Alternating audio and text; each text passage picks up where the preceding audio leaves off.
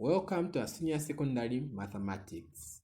In this video, we're going to take a look at sets. This topic is divided or presented into two videos. This is the first video and there's a second video which finalizes the content of the topic. Let's get started. So we'll first start with the concept map. So we would be doing this from time to time. Whenever we're starting a new topic, we'll be taking a look at the concept map. The concept map helps us in knowing how various concepts are related. It gives us an overview of a given topic. So we'll start with the introduction.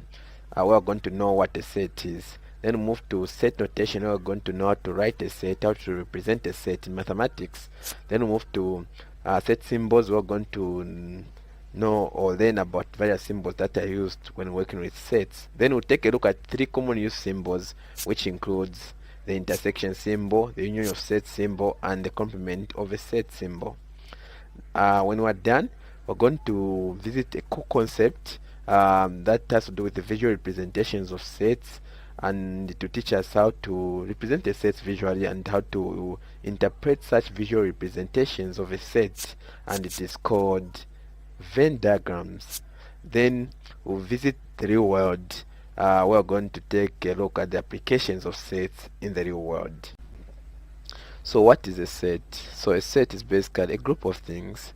Let's say we're in this township and want to know how many kids go to school and how many don't go to school. So we can group them, and each group is going to go to a set. So a set is just a group of things, or a set is defined as a collection of things. You can go with that. Examples may include a set of shapes, a set of numbers, a set of letters, and a set of television channels that are mostly watched in Zambia, though this is not factually correct. Yeah, let's move on. So set notation. Set notation is simply ways to represent a set mathematically. So in mathematics, we use curly brackets to represent a set, like so. So I've got three cities in Zambia, that is Kitwe, PART, and Mongo.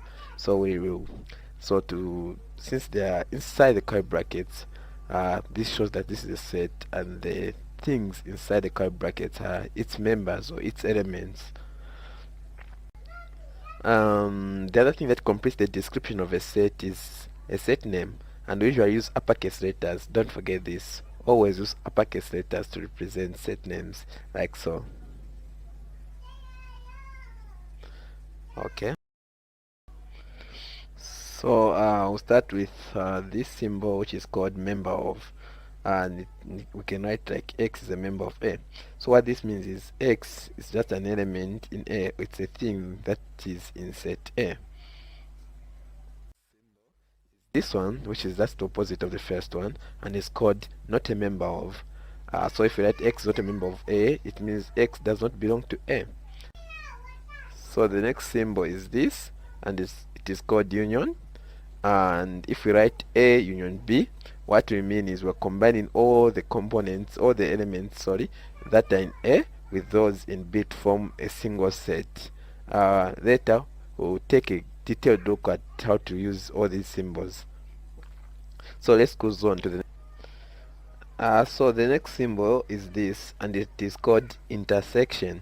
So if we write B intersect A, what we mean is all the elements that are going to be listed belong to both sets, that is B and A. So if we have kids who go to school and call that as set B, another group of kids don't go to school and call that as set A, then we may have kids that go to school and at times they don't go to school. So we need to create a set for them. They cannot belong to set B, because set B contains only those who go to school, and set A only those who don't go to school. But what about those who do both? So we create a separate set and we call it B intersected with A. B intersect A, and it's going to contain all those who belong to B and at times they belong to A. So here's the summary of set symbols that we have looked at so far, and I call this part 1. So we have looked at member of, not a member of, union, and intersection. let's get started with set symbols part 2. So we have got this symbol and it's called subset. So okay, if we write A is a subset of B, what we mean is A is a small set created from B. So let's say B is a set of kids who go to school. Then A is a set of kids who go to school and are boys. We know that B contains kids who go to school, which can be boys and girls, and A can be created from B or is created from B. So to represent that, we use this symbol, and of course we write as A is a subset of B. So the next symbol is this, and it is called not a subset. It is just the opposite of the first one. So if we write A is not a subset of B, what this means is A cannot be created or derived from B. A is kind of independent from B.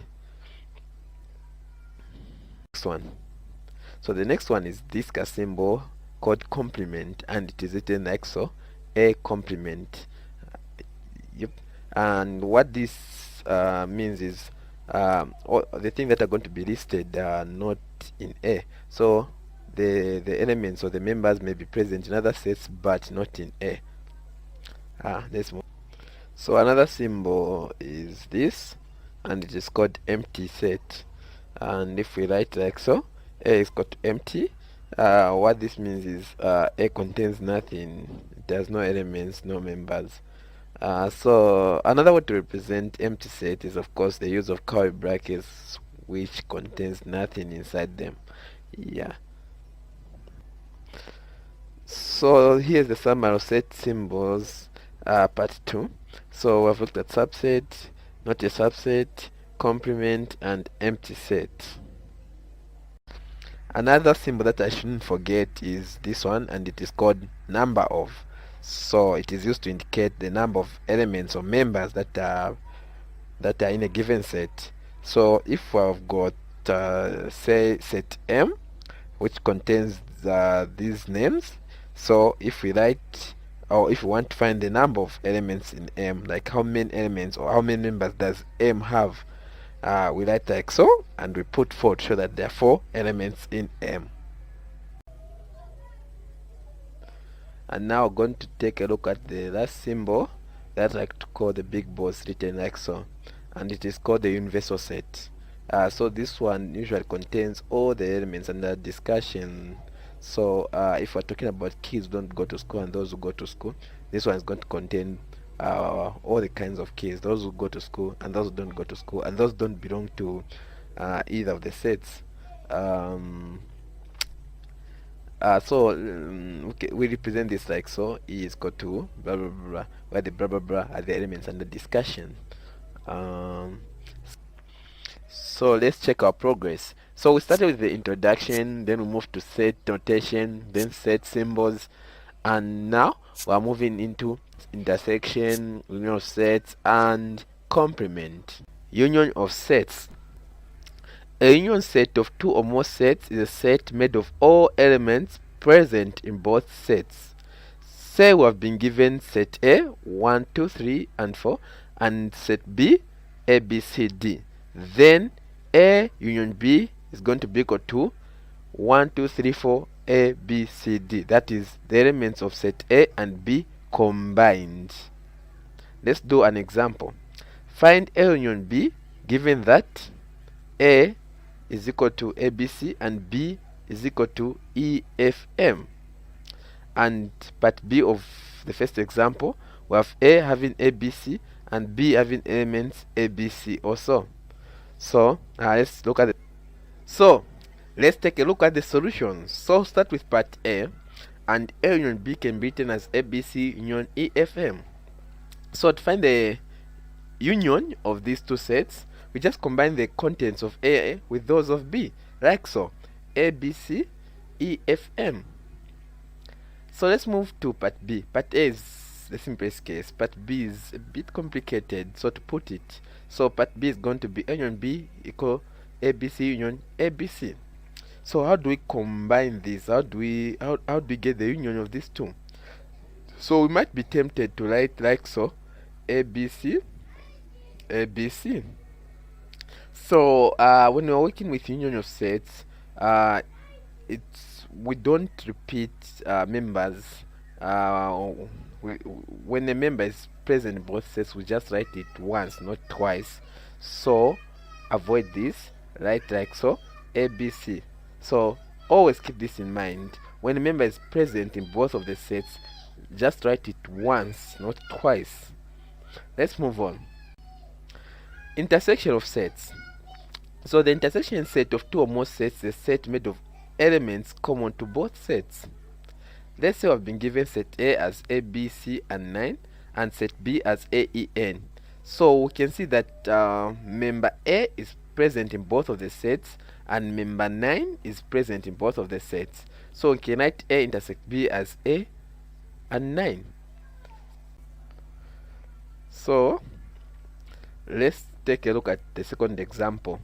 So given set A that contains apple, tea, and sima, and set B that contains salt and tea, then find A intersect B. So to find A intersect B, we write like so: A intersect B is equal to apple, tea, sima intersect salt, tea.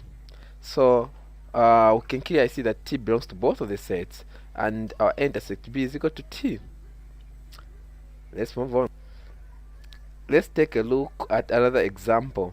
So we have these four sets: A, which is equal to A, B, F, U, M, and B, which is equal to vowels, C, which is equal to Z, A, M, and D, which is equal to E, N, G. So the first question is find A intersect B. So we can write like so: A intersect B is equal to our A, which is A, B, F, U, M, and our B, which is just vowels. So it's a good practice to list members that are described. Like set B, it's just vowels. So what's the content of the vowels? So we have to write all the vowels, and it will be easy for us to find the intersection of the two sets if we do so. So intersect B is going to be equal to A, B, F, U, M intersect R, A, E, O, U, O, A, E, I, O, and U. So from here we can see that A belongs to both sets, and so is U. So A intersect B is just A and U. Let's move to the second question, which is A intersect C, and just notice that all the questions are based on the same sets. So find A intersect C.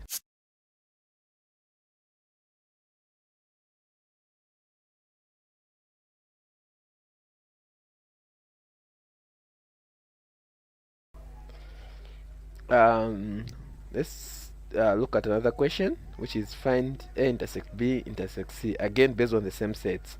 So the solution is A intersect B intersect C is A, B, F, U, M intersect A, E, I, O, U intersect Z, A, M. So you can see that A belongs to all the three sets, and there's no other element that belongs to all the three sets. Therefore A intersect B intersect C is just A. Let's look at the last question, which is find C intersect D. So find C intersect D. So what is C intersect D? So we list the elements of C and the elements of D. So what is common between C and D? That is the meaning of intersection as we have discussed. And you can see that there's nothing common, and our answer is a set without anything, which is called an empty set, and sometimes it is written like this. So that's our solution. Complement of a set. So a complement of a set A is denoted as A complement and is defined as all elements of the universal set E that do not belong to set A or that are not in set A. So let's take a look at an example. So given that E universal set is ABCD up to 7 and A it's ABCD7, the question is find a complement. So we have to list elements that are part of E but are not in A. Our solution is, so these are the members of E, Then we have to list the members of A, B, C, D, 7, and you can see that only E, 1, 4, 6 are the members of E that are not in A. And that is the answer. A complement is equal to E, 1, 4, 6. So this marks the end of the first part of sets. Watch out for part 2 and make sure you like, subscribe, and share. You can use the comment section for questions. Happy solving!